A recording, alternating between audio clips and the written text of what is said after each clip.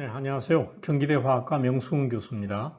오늘 이 시간에는 정량 분석 방법에 대해서 좀 알아보도록 하는데, 여기에 대해서 이제 우리 많은 분들이 이제 조금 어려워하는 경향이 있고 그러는데, 이 정량 분석의 세 가지 방법에 대해서 설명드리도록 하겠습니다.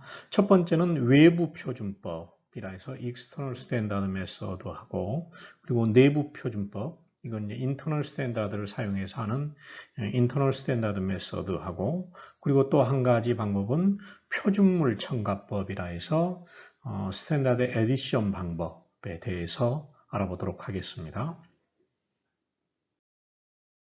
네, 화학 분석에서는 이제 크게 분석을 두 가지로 나눌 수가 있죠. 하나는 정성 분석이 있고, 또 하나는 정량 분석이 있죠. 그런데 이제 정성 분석은 물질이 무엇이냐 하는 거죠. 물질이 무엇인지를 알아내는 건데, 여기에 필요한 것은 항상 스탠다드가 표준 물질이 있어가지고 표준 물질과 대조를 해서 이제 그것을 맞추는 거죠. 예를 들어 이제 크로마토그래피에서는 표준 물질을 특정 조건에 HPLC나 지수의 조건에서 주입을 한 후에 그것의 리텐션 타임을 가지고서 확인을 하고, 또 경우에 따라서는 매스 스펙트럼을 가지고서 확인을 하죠.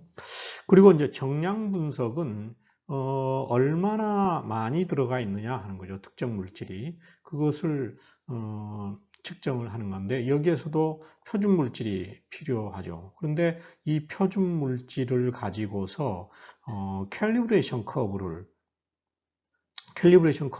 그려서 하는데, 이 캘리브레이션 커브는 일반적으로 농도 대 어떤 물질의 농도가 될 수도 있고, 절대 양이, 이 X축은 절대 양이 될 수도 있지만, 보통은 이제 농도로 하죠. 농도 대 기기의 감응도로 이렇게 나타내 주는데, 즉 알고 있는 양이 기기에 얼마 정도의 레스폰스를 나타내 주느냐 하는 것을 가지고서 이렇게 캘리브레이션 커브를 그려서 y는 ax 플러스 b라고 하는 수식을 얻어서 미지의 시료를 동일한 조건에서 주입을 해가지고 그 물질이 얼마만큼 나오느냐 하는 것을 알아내는 거죠. 그러니까 y 값을 여기다가 대입을 하게 되면은 x 값이 얻어진다는 거죠. 농도가.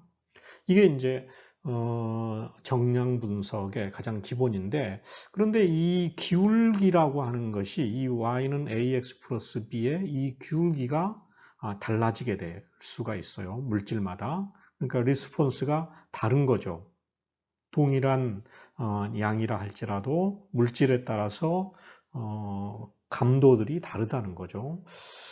그렇게 해주는 방법들이 이제 크게 세 가지 방법이 있어요. 어떤 뭐 문헌이나 뭐 참고 도서 같은 데서는 네 가지로 해가지고, 여기에 또 추가로 해서 매트릭스, 매치드, 뭐 메소드, 캘리브레이션 메소드 뭐 이렇게도 하는데, 이거는 따로 조금 이따 말씀드리도록 그렇게 하겠습니다. 자, 그래서 여기에서는 정량 분석의 유형을 세 가지로 해서 일반적인 방법입니다. 첫 번째는 외부 표준법, External Standard Method하고, 그리고 내부 표준법, Internal Standard Method, 그리고 표준물 첨가법, Standard Addition Method, 이 세 가지를 설명을 드리도록 하겠습니다.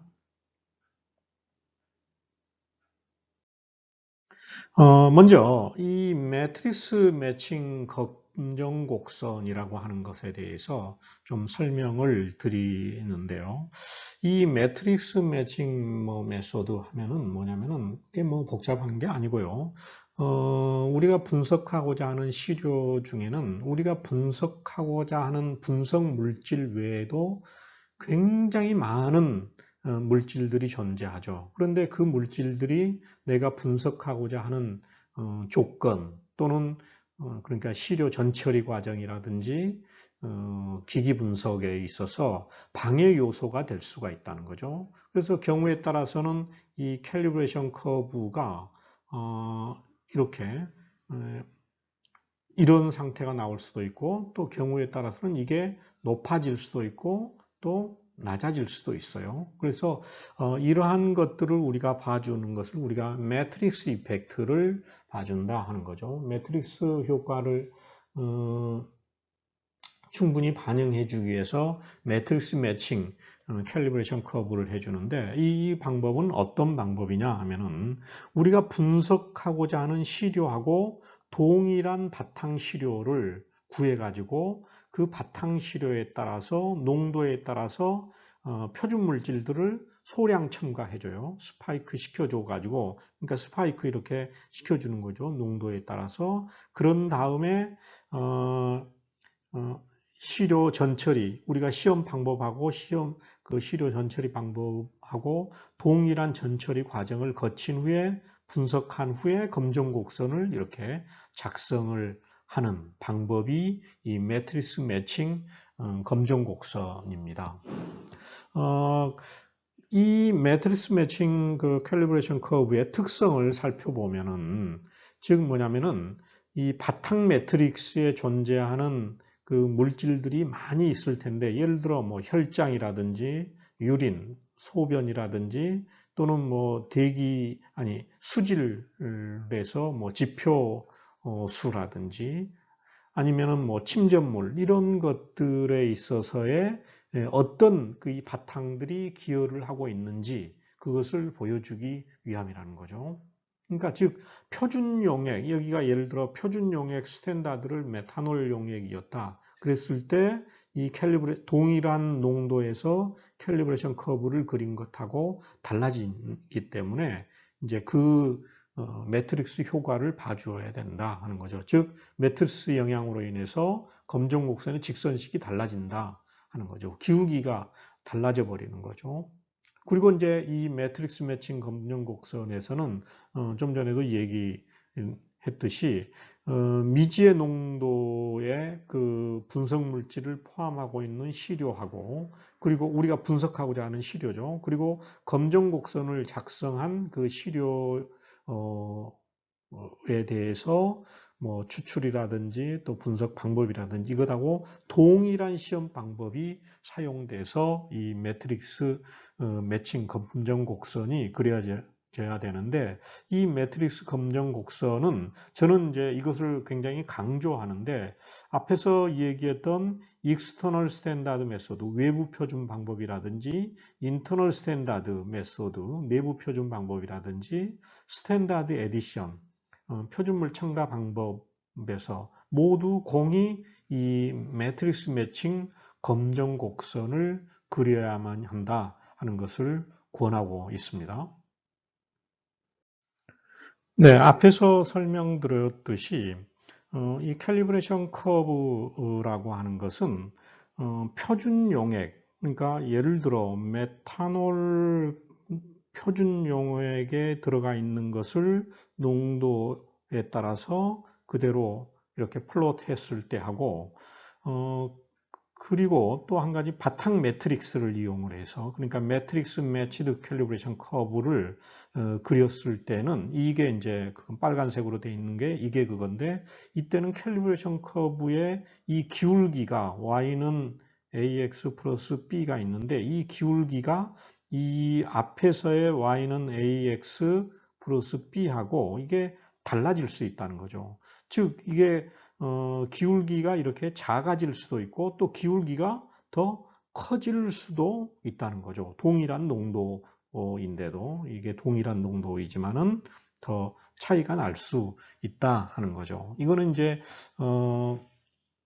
바탕 매트릭스에 포함되어 있는 그 물질들에 의해서 방해를 받기 때문에 그렇게 됩니다. 그래서 예를 들어 만약에 표준 용액을 가지고서 매트릭스 매칭을 시키지 않고서 바로 했을 경우에는 내가 실제 시료를 분석했을 때 기기에서 이제 가문값이 여기가 나왔어요. 그랬을 때 표준 용액을 가지고서 캘리브레이션 커브를 그렸을 때는 이와 같은 값이 나왔어요. 이와 같은 값이 나왔는데 바탕 매트리스를 가지고서 했을 때는 여기 값이 나왔어요. 그러면은 이만큼의 차이가 있을 수 있다는 거죠. 그래서 항상 권하기는 바탕 매트릭스에다가 알고 있는 양을 표준 물질을 스파이크 시켜서 그리는 이 매트릭스 매치드 캘리브레이션 커브를 그려라 하는 것을 여러분들한테 권하고 싶습니다. 네, 앞선 메소드 밸리데이션에서 캘리브레이션 파트에서 이미 설명이 됐습니다만은 여기서 다시 한번 좀 말씀드리면요. 지금 우리가 이제 살펴보려고 하는 외부 표준법이라든지 또는 내부 표준 방법, 그리고 표준물 첨가, 표준물 첨가 방법, 이 세 가지 전부 다 우리가 바탕 매트릭스를 사용을 하고요. 그리고 이것을 캘리브레이션 커브를 그릴 때 그 수행 방법은 각 농도마다 농도를 5개 정도는 해줘야 된다. 5개, 최소한 5개 정도 포인트를 잡고, 그리고 측정 농도 범위에 이 고르게 이렇게 분포가 돼 있어야 된다 하는 거죠. 이렇게 고르게 이렇게 분포가 돼 있어야지. 예를 들어 이 앞쪽에서 이렇게 몰려 있고 뒤에 가서 이렇게 하나가 이렇게 붕 떨어져 있으면은 이게 바람직하지 않는다 하는 거죠. 그리고 범위에는 발생 가능한 농도가 포함이 돼야 된다 하는 건데, 즉 뭐냐면은 하한 농도는 LOQ가 여기에 가장 낮은 농도는 LOQ가 포함이 돼 있고, 그리고 이제 우리가 데이터를 넣는 그 데이터를 얻는 범위는 이 레인지, 이게 범위라고 하죠. 캘리브레이션 커브의 범위 이내에서만 해야 되지, 이것을 외삽을 하는 건 높은 쪽으로 외삽을 한다든지 낮은 쪽으로 외삽을 한 데이터는 신빙성이 떨어지기 때문에 그렇게 하면 안 된다 하는 거죠. 그리고 이제 검정 표준의 각 농도마다는 몇 회를 해줘야 되냐면은 최소 2회 이상인데 저는 3회를 권하고 있습니다. 그리고 이제 판정 기준은 역계산된 농도 값이 이론치의 플러스 마이너스 15% 이내이고, 그리고 최소한 5포인트 중에서 예를 들어 75%, 그러니까 한 4포인트 이상은 이 기준을 만족시켜줘야 된다 하는 거죠. 이론치의 플러스 마이너스 15%를 만족시켜줘야 된다 하는 겁니다.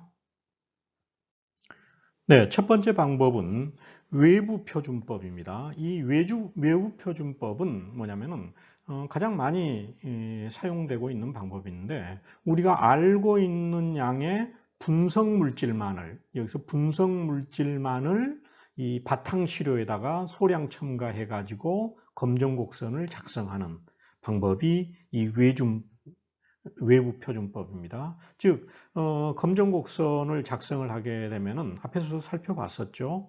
선형 회귀 방정식으로 해서 y는 ax 플러스 b가 얻어지는데, 여기에다가 우리가 이제 이런 이제 검정 곡선이 그려졌어요. y는 ax 플러스 b가 얻어졌으면은 미지의 농도 값은 우리가 신호세기를 얻어요.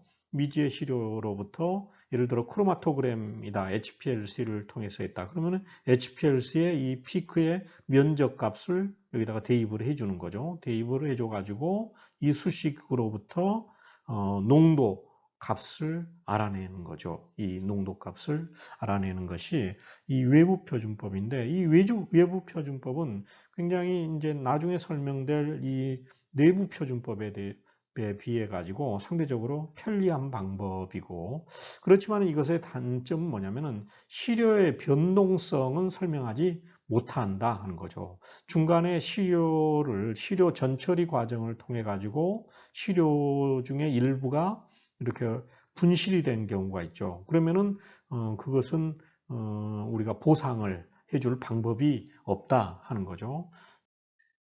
예, 그래서 캘리브레이션 커브는 이와 같이 그려진다는 거죠. X축은 분석 물질의 농도고, 그 농도에 따라서 분석 물질의 신호, 외부 표준법에서는 신호에 대해서 이렇게 플롯을 해주고서 y는 ax 플러스 b라고 하는 식을 얻어가지고 이게 이제 우리가 측정된 그 미지 농도의 분석 물질의 어떤 기기 측정 값이 나온다. 그러면 그것을 여기에 대입을 해줘서 분석 물질의 농도가 얼마인지 알아내 주는 것이 이 외부 표준법입니다.